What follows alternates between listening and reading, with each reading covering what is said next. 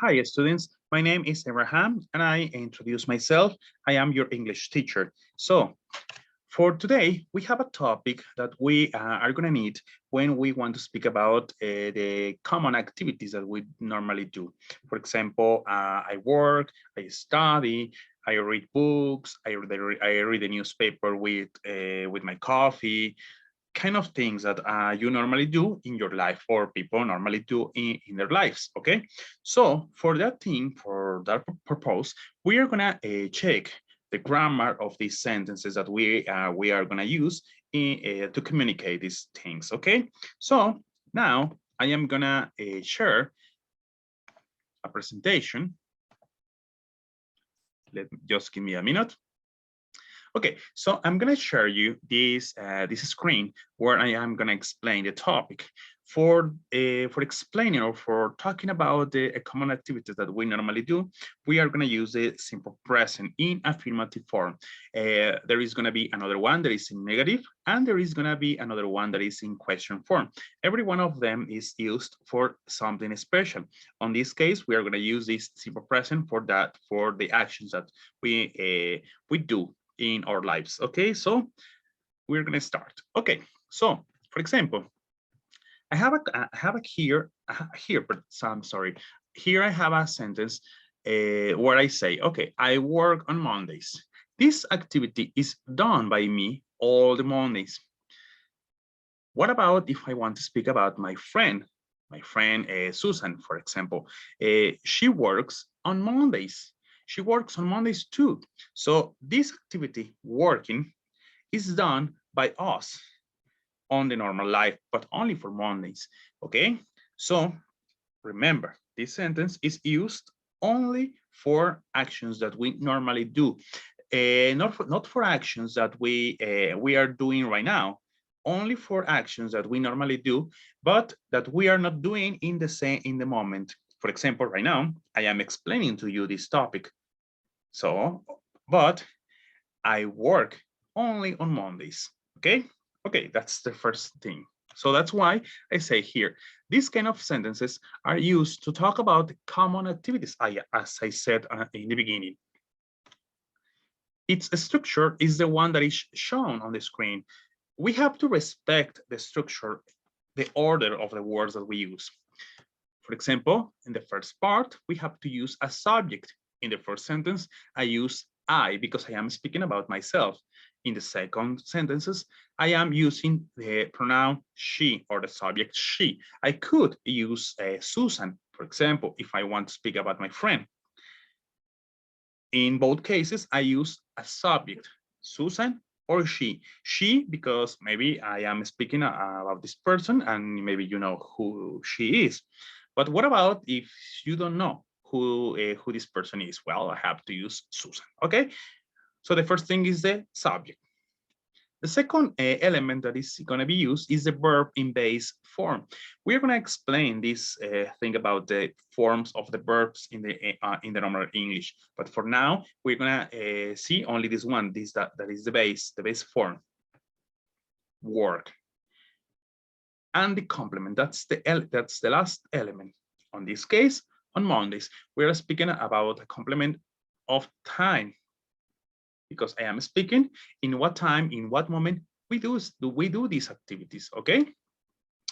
Okay. Now, the sentences that start with a third person pronoun have to use an extra s in the verb. That is a normal rule in the English language, in the simple present. When we use, for example, a sentence that starts with she, for example, he or it, or in the case that I have been using Susan, for example, imagine that I changed the she for Susan. It's the same. I am speaking about a third person, is decir, and another person. Okay, so in this case, my verb has to use, sorry, the extra s on the verb. That's a common rule that you have to respect. Okay, so we continue. Now, what happened when we have, for example, verbs that end with g as h, y, or in the case, for example, for the verbs go or do, when we are using this verb with a sentence that starts with a third person. What happened? Well, on this case, we are going to use an extra es at the end of the verb. For example, watch. If you are speaking about a person, for example, like Susan, like Miguel, like Mike, like he, she, like my dog, for example, because we are speaking about a third person, well, our verb has to use watches, or has to be written like watches. Or for example, with the verb finish. Finish ends with sh, so we have to say finishes. And what about, for example, cry, that ends with a y? Well, on this case, you have to replace the y for a different letter. On this case, you have to use here I. You have to change y for I, and you have to add es. On this case, for example, if you are speaking about Susan, you can say, for example, Susan cries with the English movies or with the sad movies. But what about if you're speaking about yourself? You can say, I cry with the sad movies. But if you're speaking about Susan, Susan cries. So you have to make these changes on the verb, okay? Or in the case of the verb go, well, if you're speaking about Susan, a third person, you have to use goes. Or in the case of the verb do, you have to change it for does. Okay, that's only with third person and only with these verbs that end with these letters. And on the case of these two, that's all. So we are going to have to remember, if you want to speak about a common activity that you normally do in your life, or a common activity that a person does in their life, well, you're going to have to use a simple present, this one.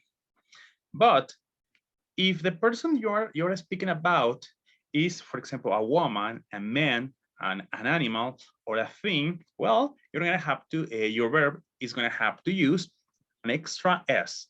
Or if your verbs end with these endings, well, actually you have to use the es. Okay, so that's all for today. So the activities that we are going to do here is these ones.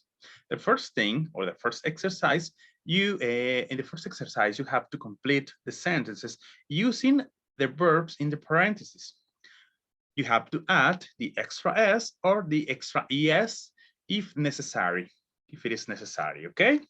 For example, for example, we are using the verb go, but if you can check, the pronouns is the I.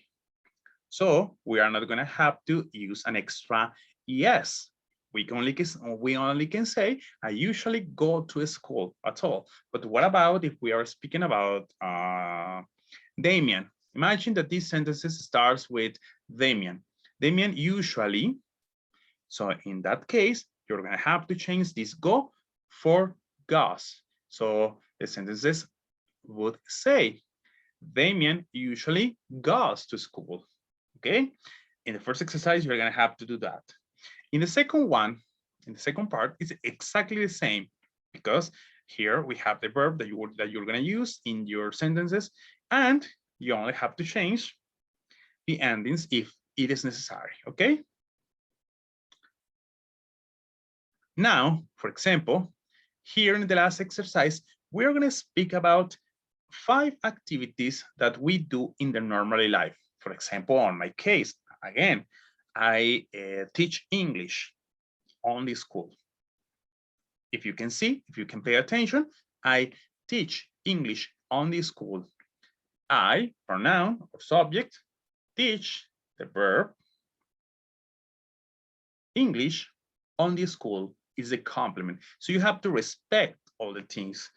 Remember, if you want to, or if you need vocabulary for your sentences, you can use the Google Translate, or you can use a dictionary, or you can ask myself, you can ask your teacher, on this case, myself, if you want, if you have a question about vocabulary that you need for your sentences. The idea is that you respect exactly the structure of the sentence and you respect the use of the sentences. I mean, you have to use them only for speaking about normal activities or common activities, okay? If you have a question, you can call me, you can tell me any question you have, okay? I'm gonna stop this presentation. Okay, so that's all for today. If you have a question, remember you can communicate by the cell phone, by the group, or you can send me a message for here. Thank you very much. See you.